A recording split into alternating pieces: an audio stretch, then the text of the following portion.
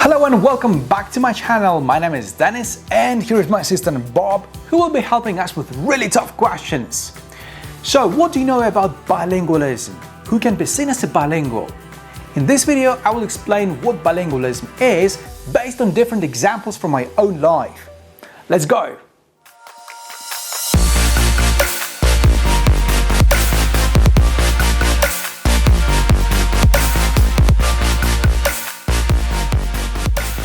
So, what is bilingualism? You may say, Dennis, it's easy peasy. A bilingual person is someone who can speak two languages. And you'll be right, but this is not enough. So try to answer the following questions. Can a person be seen as a bilingual if he or she used to speak two languages at birth, but later on stopped using one of the languages and uses only one language? For example, I was born in Georgia and I went to a Georgian kindergarten where I started speaking the Georgian language. At home, we spoke Russian. So, at the age of 5, my family and I moved out of Georgia. I stopped using the Georgian language and since then I have never used the Georgian language. So, can I be seen as a bilingual in two languages here? Second, can a person be seen as a bilingual if he or she hasn't used one of the languages for a long time? For example, at the age of 11, I moved to Cyprus, where I spent 20 years of my life. And since then, I only speak the Greek language when I go back to Cyprus. And I've noticed that my proficiency in the Greek language has been decreasing year by year because I don't use the language frequently. And in this respect, can I be seen as a bilingual person in the Russian and the Greek language? Third, can a person be seen as a bilingual if he or she has developed a considerable skill in comprehending one language, but he or she doesn't speak it? For example, I'm sure that many of you have gone through a stage when you learned a foreign language, say English, and you could understand a lot of things, but you couldn't speak it. Either you were shy to make a mistake or you were afraid to speak in public. For example, you watch a film in English and you understand a lot of things, but you don't speak it. So can you be seen as a bilingual? And finally, the fourth question. Can a person be seen as a bilingual if he or she can speak one language as a mother tongue, but cannot read or write in this language? For example, this is the case of my dad, who is a Turkish-speaking Ponti Greek who grew up in Talca. So basically, they used Turkish as their everyday language in practically every sphere, but none of them could read or write in this language. He used Russian at school and Turkish at home.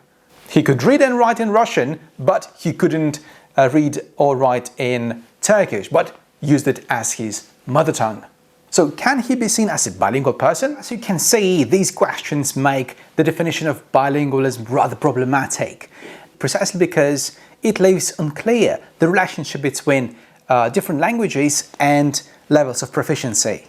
And at this point, you may be tempted to think that bilinguals are those who have native-like fluency in both languages. So we can call them balanced bilinguals. Basically, those are those people who have near equal abilities in two languages. But in most cases, these people with perfect fluency in two languages, they don't exist. Okay, I'm joking. Balanced bilinguals actually do exist, but there are not many. If you know such people, please write them in the comments below.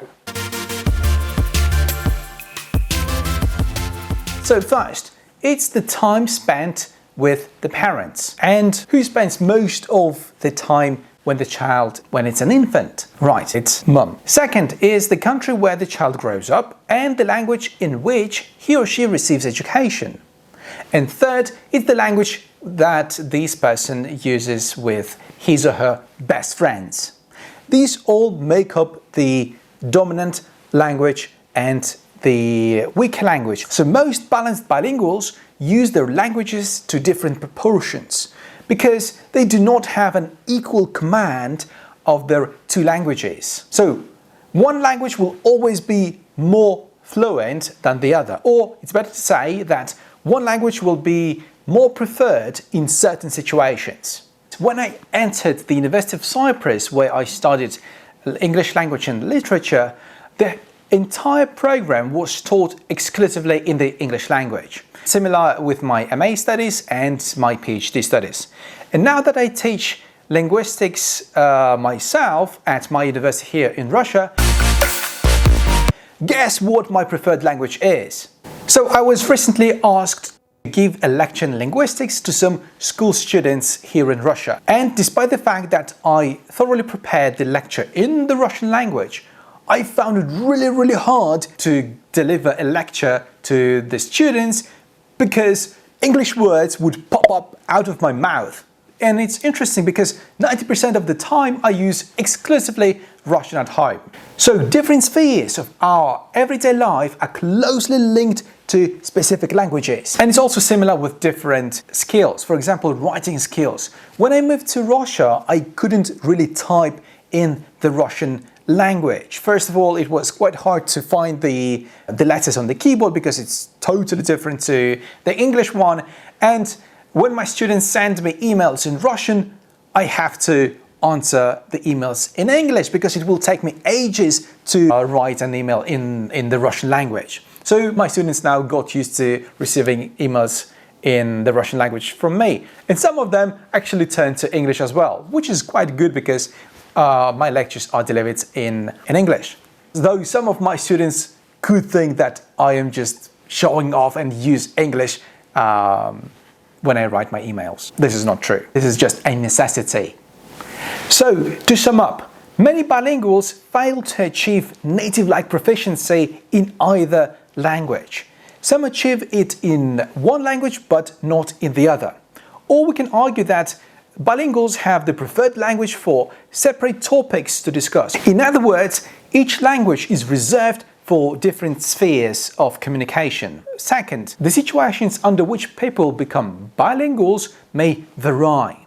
For example, some people grow in a household in which two languages are spoken from birth. And we call this bilingual first language acquisition, where there is no first or second language, but we call this language A and language alpha.